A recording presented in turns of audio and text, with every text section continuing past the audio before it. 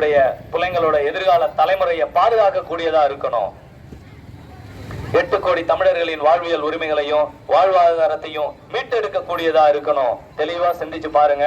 400க்கும் மேற்பட்ட விவசாயிகளின் படுகொலைக்கு காரணமான கட்சி தான் இந்த பாசிச பாஜக. அது மக்களாட்சியா சர்வாதிகார ஆட்சியா? யோசிச்சு பாருங்க. 8 லட்சம் கோடி வங்கி கடனை தனிப்பட்ட 2 நபர்களுக்காக தள்ளுபடி பண்ணாங்க. ஆனா இந்த ஏழை எளிய மக்களுக்காக தள்ளுபடி பண்ணல.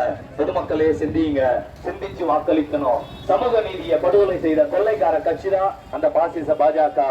மறந்துடாதீங்க. தமிழக வேலை ஹிந்தி. திருவள்ளுவர் பாராளுமன்ற வேட்பாளராக திரு சசிகாந்த் செந்தில் IAS அவர்கள் களமிறங்கியுள்ளார். அவருக்கு கை சின்னத்தில் வாக்களித்து பெருவாரியான வாக்குகள் வித்தியாசத்தில் வெற்றி பெற செய்யுமாறு இரு கரம் கூப்பி கேட்டுக்கொள்கிறோம். மறந்துடாதீங்கம்மா, மறந்து இருந்துடாதீங்க. அக்கா மறந்துடாதீங்க. நம்ம சின்னம் கை சின்னம், ஏழைகளின் சின்னம் கை சின்னம், 8 கோடி தமிழர்களின் சின்னம் கை சின்னம்.